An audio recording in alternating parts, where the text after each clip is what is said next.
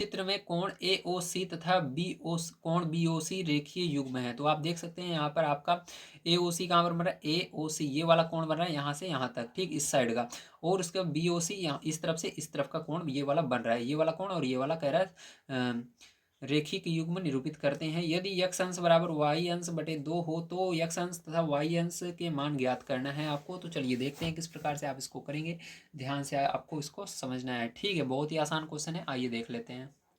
तो देखिए ध्यान से आप समझिएगा कि चीज़ को आपको, ठीक है। तो यहाँ पर देखो हमने इसको जो चित्र था इसको उतार लिया है। अब आपको पता है यहाँ पर ये सीधी लाइन बन रही है, तो सबसे पहले आपको यही लिखना है कि हम जानते हैं, क्या जानते हैं यहाँ पर पैरचो, हम जानते हैं कि हमारे यहाँ पर बनेगा कोण AOB, जो है कोण AOB वो होगा 180 अंश के बराबर, ठीक है।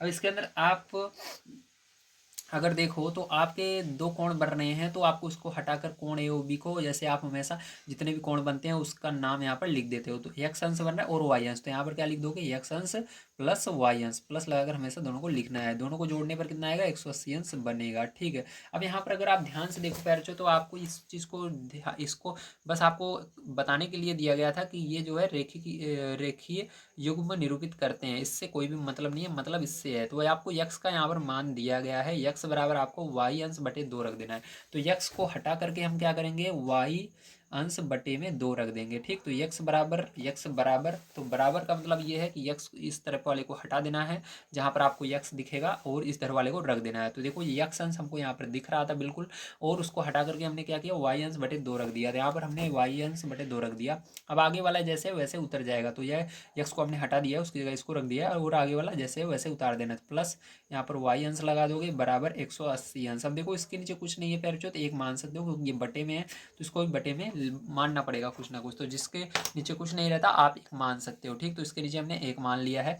अब क्या करेंगे, यहाँ पर हर का लासा लेना होगा। तो मैंने आपको बताया है अगर हर में एक तरफ एक आ जाए और दूसरी तरफ कोई संख्या आती है तो वो संख्या ही उसका लासा बन जाती है। तो यहाँ पर 2 जो होगा लासा हो जाएगा, और यहाँ पर आपको क्या करना है, आपको यहाँ पर पहले, ठीक है, आपको यहाँ पर y लिखना है, ठीक है। y लिखा मैंने, और 2 का पहाड़ 2 से भाग दे देना है 2 में, या पढ़ सकते हो 2 का पहाड़ा 2 कितनी बार आ सकता है, ठीक है। यहाँ पर जो रहता है उसका पहाड़ा पढ़ सकते हो या भाग दे सकते हो, बात एक ही है। तो 2 का पहाड़ा पढ़ते हैं, 2 कितनी बार में होता है, एक बार होता है, एक का इसमें गुणा होगा। आगे प्लस है, प्लस लगाएंगे, y लिखेंगे, गुणा लगाएंगे। अब एक का पहाड़ा पढ़ेंगे, या कह सकते हो गिनती पढ़ेंगे, 2 कितनी बार में आता है, 2 गिनती पढ़ने पर 2 बार में आता है। तो यहाँ पर 180 अंश लिख लेना है। अब इसका गुणा कर लेना है, तो y का एक में गुणा होगा तो y ही रहेगा पैरचों, प्लस यहाँ पर 2 का y में गुणा होता है, 2 आगे आ जाता है, y पीछे चला जाता है, बटे में 2 बराबर यहाँ पर 180 अंश लिख देंगे, ठीक। अब इसको जोड़ लेना है पैरचों, इसके नीचे कुछ नहीं है, एक मान लेना। तो इसको जोड़ लेंगे तो यहाँ पर क्या आ जाएगा आपका, 3y आ जाएगा, 2y ये रहा, 1y ये रहा, 3y बटे में 2, ठीक है, बराबर कितना हो जाएगा, 180 अंश, ठीक है। और बटे में एक है तो एक रहेगा। अब इसका अंदर तिर्यक गुणा होता है, ध्यान रखना। तो एक का गुणा इसमें होगा और 2 का गुणा इसमें होगा। तो चलो तिर्यक गुणा कर लेते हैं इस साइड, ध्यान से आप समझेंगे, ठीक है। तो इधर देखो हम गुणा करेंगे, तो एक का गुणा 3y में करेंगे फिर जो, तो 3y ही रहेगा, बराबर का निशान लगाएंगे।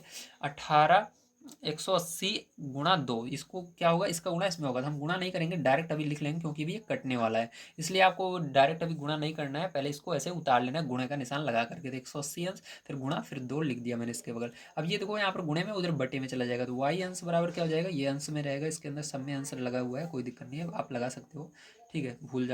भूल जाते हो तब भी कोई दिक्कत नहीं है। तो यहाँ पर देखो ये 3 उधर बटे में जाएगा, क्योंकि जो संख्या रहती है इसको हमेशा संख्या की तरफ जाना ही पड़ेगा। तो इधर गुणे में है, जुटा हुआ है, मतलब गुणे में, उधर जाएगा बटे में हो जाएगा, मतलब बटे मतलब नीचे लिखा जाएगा। तो यहाँ पर नीचे लिखा जाएगा 3। तो 3 से देखो कौन सा कट रहा है, ये कट रहा है, 3 के पहाड़े में 18 आता है, तो 3 कम 3, 3 के पहाड़े से इसको भी काटेंगे, 3 छंग 18, और जीरो बच रहा है, जीरो लगा देंगे, अंश भी लगा देंगे। तो y के बराबर क्या हो गया, y अंश बराबर, नीचे एक बचा, एक का कोई भी मतलब नहीं होता, एक आप जैसे यहाँ पर जब चाहो लगा सकते हो, जब चाहो हटा सकते हो, तो एक बचता है हटा दिया जाता है। तो यहाँ पर 60 अंश हुआ गुणा 2, तो गुणा कर लो 2 का, तो 60 अंश, 6 दूनी 12, और जीरो बच रहा है, जीरो लगा देना, मतलब आपका 120 जो होगा पैरचो, यही क्या हो जाएगा, यही करेक्ट आंसर इसका आने वाला है। तो उम्मीद है सारी चीज़ें आपको बढ़िया तरीके से समझ में आ गई होंगी। अगर आप स्क्रीनशॉट लेना चाहें तो ले सकते हैं। चलते हैं अगले क्वेश्चन पर, देखते हैं क्या, और उसको भी हम हल करते हैं। तो देखिए इसके अंदर आपको y के साथ साथ x का मान भी निकालना है। तो इसके अंदर हम क्या करेंगे, ये जो था इसी को समीकरण 1 मान लेंगे। ठीक है, तो आपको क्या करना है, इसको समीकरण 1 मान लेना है, ध्यान रखना है। जिसके अंदर हमने x प्लस वाई बराबर 180 अंश लिखा था, इसको समीकरण 1 मानना है। तो आप क्या लिखोगे अगले स्टेप में, अगले स्टेप में चलते हैं सेकंड नंबर पेज पर। तो यहाँ पर लिखेंगे समीकरण समीकरण समीकरण 1 में, ठीक है, किसका मान रखेंगे, y का मान निकला है तो y का मान रख देंगे। समीकरण 1 में y का मान रखने पर,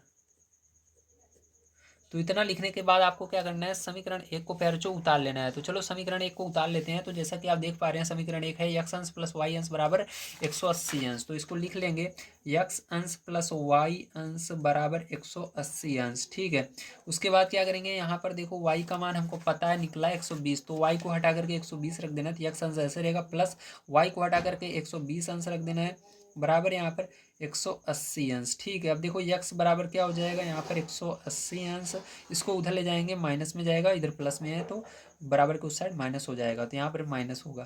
तो x अंश बराबर क्या हो जाएगा आपका, इसको घटा देना है आपको, 180 में से 120 घटाएंगे 60 अंश आएगा। तो हमारा निकल कर आ गया x का मान कितना, 60 अंश। तो हमारा दोनों x का और y का मान निकल के आ गया, x का मान 60, y का मान 120। ठीक है, तो ये होता है आपका क्वेश्चन समाप्त।